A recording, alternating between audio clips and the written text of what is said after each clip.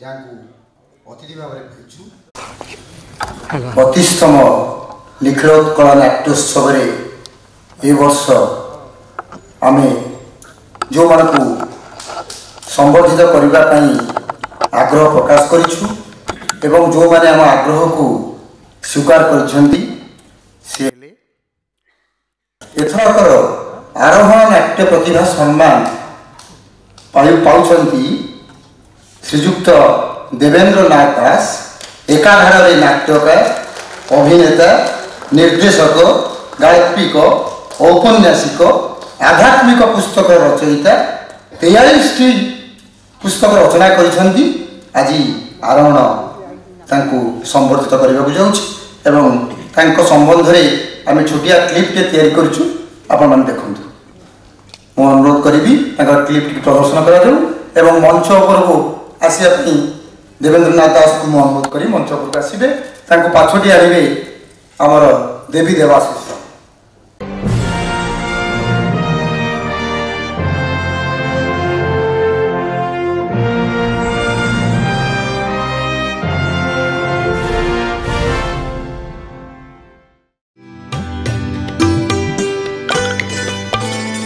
श्रीजुक्त देवेंद्र नाथ दास 1946 मसीह जाजपुर जिलार कड़ई शासन ग्राम में जन्मग्रहण करते। पिला दिनरू धार्मिक भावना आध्यात्मिक चेतना और सारस्वत रचना श्रीजुक्त दास मनोनिवेश करती। ओडिया स्नातकोत्तर डिग्री लाभ करिथिबा श्री दास जड़े आध्यात्मिक प्रवचक और दूरदर्शन प्रवक्ता भावे बेस जनाशुना।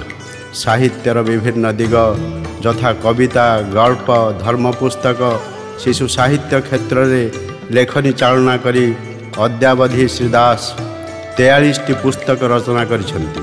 तन्मध्यरु शुणिबा हेउ साधु जने बेलाल सेन उवाच अलकानंदा घुमुरु घुमुरु पारा गीता तत्व त्रिवेणी हारिगले हरिदास आदि श्रीदासंकर गोटे गोटे अनवद्य कृति। एतद व्यतीत दैनिक ओडिया खबर कागज साहण मेला और साहित्य पत्रिका श्वेत संकेतर प्रतिष्ठाता संपादक रहिबा सह पिलाटी दिनरू अनेक मंच नाटक अभिनय करिसेंती एवं निर्देशना देइछंती।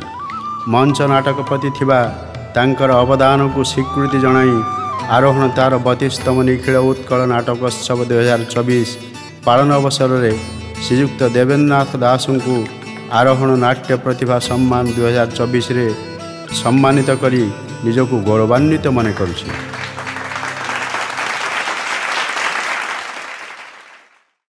अनुरोध करी आमर सभ्य श्रीजुक्त संजीत दास महोदय को से पुष्पगुच्छ अन्य नहीं आसबे। श्रीजुक्त देवेंद्र नाथ दास कड़ई शासन जाजपुर आरोहण नाट्य प्रतिभा सम्मान 2024 सम्मान येसु सांप्रतिक ओडिया भाषा साहित्यर श्रद्धाशील संबोधन आपण साहित्यर प्रत्येक विभाग में आपणकर स्वर और स्वाक्षर स्वकीय दीप्ति और द्युति भास्वर अंतर्दृष्टि और गभीर मननशीलता आपणकर शिल्प सृष्टि को देइछि स्वतंत्र परिचय।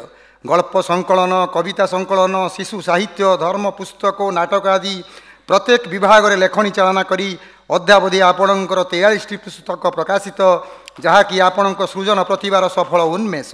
शताधिक मंच नाटक अभिनय तथा निर्देशना आपण को जड़े मंच मनीष भाव कर प्रतिपादित।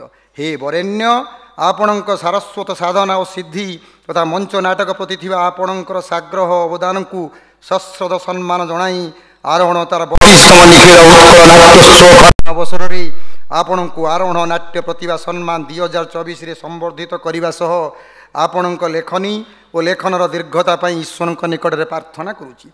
आपणकर जश और ख्याति प्रसरी जाऊ प्रदेश देश को प्राप्तिर आनंद आपण को आह्लादित करू एतिकी कामना।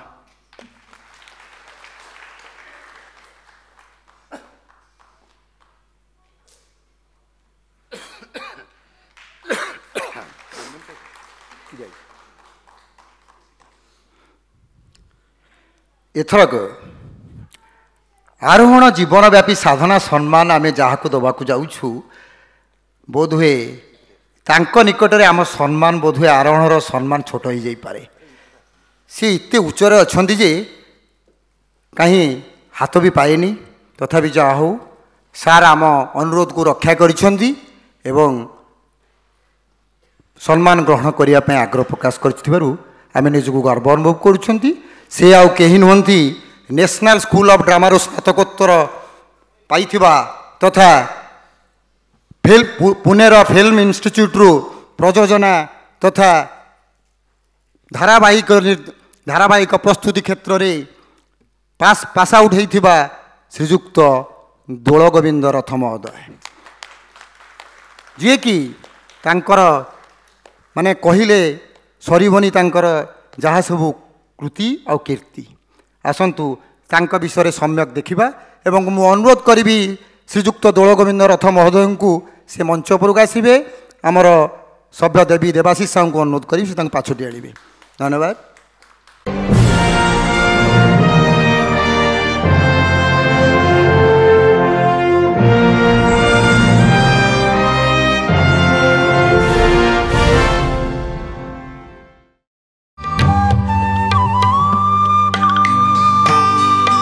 ଶ୍ରୀଯୁକ୍ତ ଦୋଳଗୋବିନ୍ଦ ରଥ 1951 ମସିହାରେ ପୁରୀ ଜିଲ୍ଲାର ନୂଆଗାଁ ଗ୍ରାମରେ ଜନ୍ମଗ୍ରହଣ କରିଥିଲେ।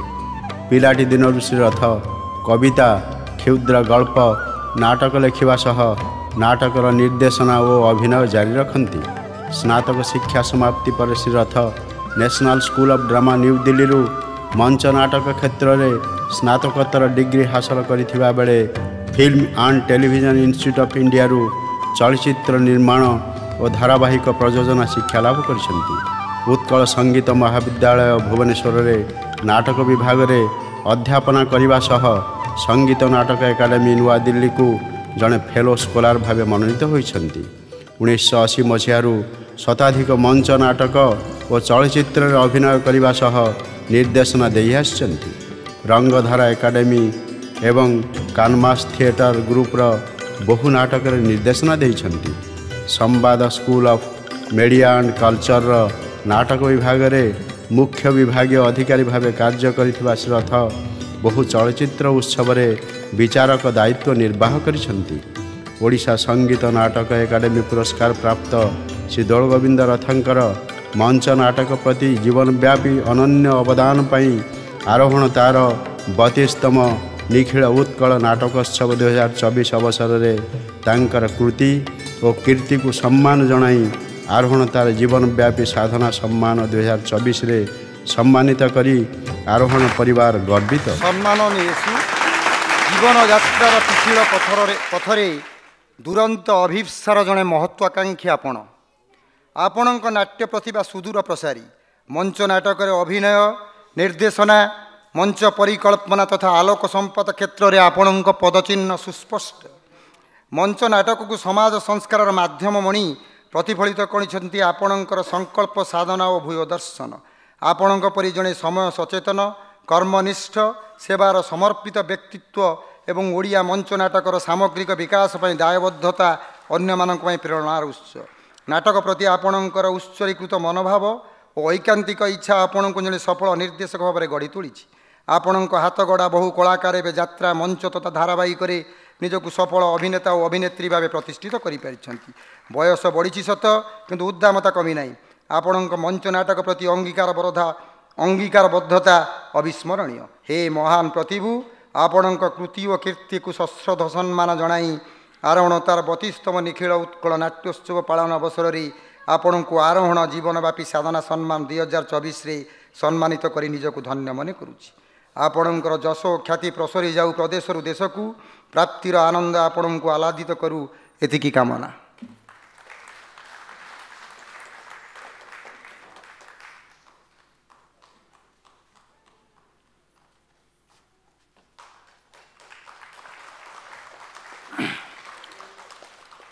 ଏଥରର ଆରୋହଣ ଯୁବ ପ୍ରତିଭା ସମ୍ମାନ ପାଇଛନ୍ତି ଯୁବ ଅଭିନେତା ଶ୍ରୀଯୁକ୍ତ ପ୍ରଫୁଲ୍ଲ କୁମାର ବାରିକ। ମୁଁ ଆମର ସଭ୍ୟ ଦେବୀ ଦେବାଶିଷ ସାହୁଙ୍କୁ ଅନୁରୋଧ କରିବି ସେ ପ୍ରଫୁଲ୍ଲ କୁମାର ବାରିକଙ୍କୁ ପାଛୋଟି ଆଣିବେ।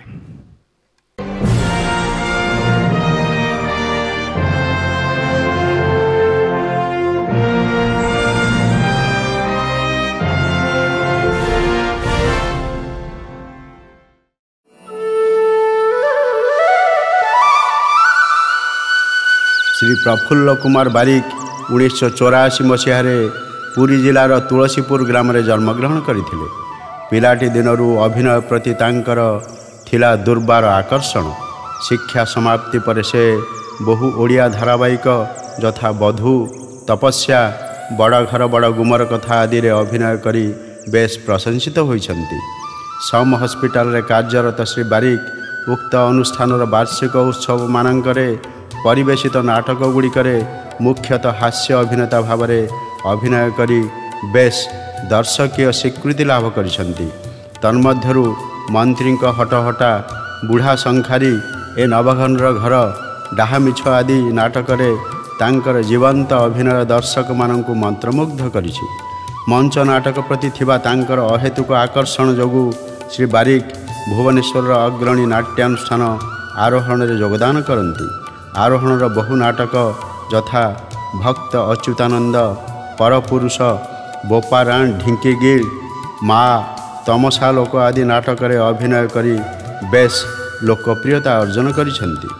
ଯୁବ ଅଭିନେତା ଶ୍ରୀ ପ୍ରଫୁଲ୍ଲ କୁମାର ବାରିକଙ୍କର ଅଭିନୟ ପ୍ରତି ଥିବା ଅକୁଣ୍ଠ ଆଗ୍ରହକୁ ସମ୍ମାନ ଜଣାଇ ଆରୋହଣ ତା'ର 32ତମ ନିଖିଳ ଉତ୍କଳ ନାଟକୋତ୍ସବ 2024 ପାଳନ ଅବସରରେ ତାଙ୍କୁ ଆରୋହଣ ଯୁବ ପ୍ରତିଭା ସମ୍ମାନରେ ସମ୍ମାନିତ କରି ତାଙ୍କର ଅଭିନୟ ଜୀବନର ଉତ୍ତରୋତ୍ତର ଉନ୍ନତି କାମନା କରୁଛି।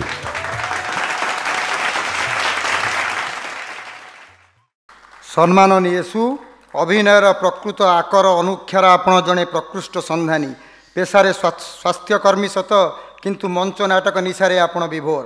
ହାସ୍ୟ ଅଭିନେତା ଭାବେ ଆପଣଙ୍କର ଯାଦୁକରୀ ଅଭିନୟ ଜନମାନସରେ ଏବେ ବି ଜାଗରୁକ। ନାଟ୍ୟରୂପୀ ଉଦ୍ୟାନରେ ଅଭିନୟର ବୀଜ ବପନ କରିବାରେ ଆପଣ ଜଣେ ଅବିଶ୍ରାମୀ ଉଦ୍ୟମୀ ମାଳିକ। ମଞ୍ଚ ନାଟକକୁ ସୁଦୂର ପ୍ରସାରୀ କରିବାରେ ଆପଣଙ୍କର ସାଗ୍ରହ ନିଃସ୍ୱାର୍ଥପର ଉଦ୍ୟମ ଯୁବପିଢ଼ି ପାଇଁ ପ୍ରେରଣାର ଉତ୍ସ। ଆପଣଙ୍କର କୃତି ଓ କୀର୍ତ୍ତି ଅଭିନନ୍ଦନୀୟ। ହେ ମହାନୁଭବ, ଆପଣଙ୍କର ଅଭିନୟ ପ୍ରତି ନିଷ୍ଠା ଓ ପ୍ରତିବଦ୍ଧତାକୁ ସମ୍ମାନ ଜଣାଇ ଆରୋହଣର 32ତମ ନିଖିଳ ଉତ୍କଳ ନାଟ୍ୟୋତ୍ସବ 2024 ପାଳନ ଅବସରରେ ଆମେ ଆପଣଙ୍କୁ ଆରୋହଣ ଯୁବ ପ୍ରତିଭା ସମ୍ମାନ 2024ରେ ସମ୍ବର୍ଦ୍ଧିତ କରିବା ସହ ଆପଣଙ୍କର ସଫଳତାର ଉତ୍ତରୋତ୍ତର ଉନ୍ନତି କାମନା କରୁଛି। ଆପଣଙ୍କର ଯଶ ଓ ଖ୍ୟାତି ପ୍ରସରି ଯାଉ ପ୍ରଦେଶରୁ ଦେଶକୁ, ପ୍ରାପ୍ତିର ଆନନ୍ଦ ଆପଣଙ୍କୁ ଆହ୍ଲାଦିତ କରୁ, ଏତିକି କାମନା।